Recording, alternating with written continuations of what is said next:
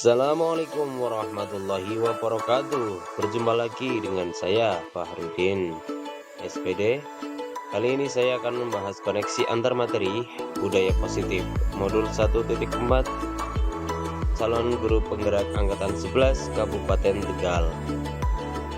Masih bersama fasilitator yang cantik jelita Ibu Izzatun Hasanah dan pengajar praktik yang ganteng Bapak Puji Tulus Santoso. Baik, kita bahas yang pertama, kesimpulan mengenai peran saya dalam menciptakan budaya positif di sekolah. Peran saya sebagai seorang guru penggerak, peran saya dalam menciptakan budaya positif di sekolah adalah dengan mengintegrasikan konsep disiplin positif, teori kontrol, teori motivasi, dan pendekatan segitiga restitusi.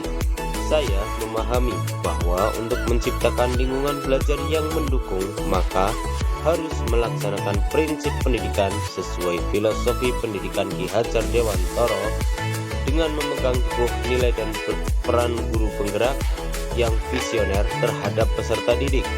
Dengan demikian akan tercipta lingkungan belajar yang kondusif sebagai tempat persemaian budaya positif pada seluruh peserta didik di SDN Cinta Manik 02. Selanjutnya, disiplin positif. Disiplin positif bersifat internal atau bersumber dari dalam diri peserta didik serta mengedepankan nilai-nilai kebajikan universal. Pendekatan yang dilakukan tidak menggunakan hukuman, melainkan membangun kesadaran dan tanggung jawab peserta didik melalui dialog dan pemahaman. Disiplin positif berfokus pada pengembangan kontrol diri dan pengambilan keputusan yang baik oleh peserta didik, bukan sekedar kepatuhan. Peran kontrol mengacu pada bagaimana seorang guru memegang kendali dalam kelas. Ada 5 posisi kontrol yang dilakukan oleh guru, diantaranya 1. Penghukum, 2. Pembuat rasa bersalah, 3. Teman, 4. Pemantau, dan 5. Manajer. Posisi pemantau dan manajer adalah yang terbaik untuk dilaksanakan, mana guru memberikan bimbingan sambil membangun hubungan baik dengan siswa. Efek yang akan timbul adalah peserta didik yang bertanggung jawab dan memiliki pribadi yang kuat. Kemudian, motivasi perilaku manusia. 3 motivasi perilaku manusia menurut Dean Gozen. 1. Untuk menghindari ketidaknyamanan atau hukuman. 2. Untuk mendapatkan imbalan atau penghargaan dari orang lain. 3. Untuk menjadi orang yang mereka inginkan dan menghargai diri sendiri dengan nilai-nilai yang mereka percaya. Tujuan dari disiplin positif adalah menanamkan motivasi yang ketiga pada murid-murid kita, yaitu untuk menjadi orang yang mereka inginkan dan menghargai diri sendiri dengan nilai-nilai yang mereka percaya.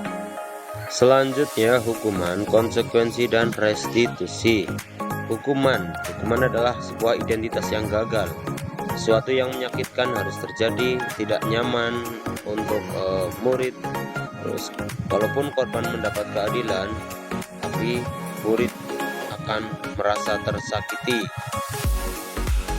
Selanjutnya, konsekuensi. Konsekuensi adalah bentuk disiplin yang merupakan masuk dalam kategori identitas yang sukses. Tapi konsekuensi ini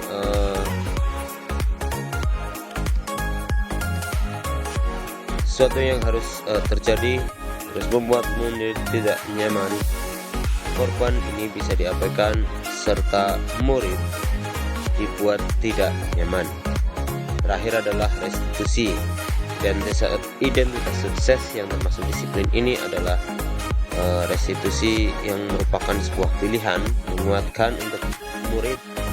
Korban juga akan mendapatkan ganti serta murid akan mendapatkan penguatan, sehingga terjadilah rasa tanggung jawab dan karakter yang kuat setelah melakukan restitusi. Selanjutnya, kebutuhan dasar manusia. Ada 5 jenis kebutuhan dasar manusia. Yang pertama adalah bertahan hidup, kedua kasih sayang dan rasa diterima, ketiga kebebasan, keempat kesenangan, dan kelima adalah penguasaan. Ketika seorang peserta didik melakukan sesuatu perbuatan yang bertentangan dengan nilai-nilai kebajikan atau melanggar peraturan, Hal itu sebenarnya dikarenakan mereka gagal memenuhi kebutuhan dasar mereka. Sebagai seorang guru, hendaknya mampu memenuhi kebutuhan dasar dari peserta didiknya masing-masing. Keyakinan kelas merupakan landasan utama dalam menciptakan budaya positif.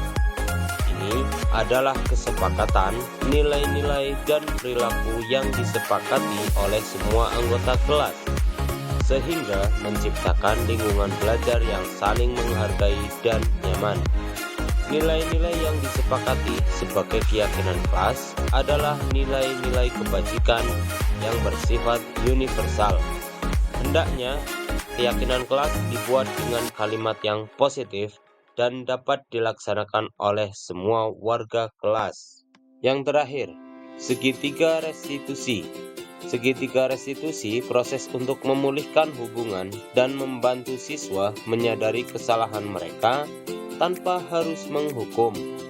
Restitusi mendorong semua siswa untuk memikirkan cara memperbaiki kesalahan mereka, sejalan dengan keyakinan kelas yang telah mereka sepakati bersama.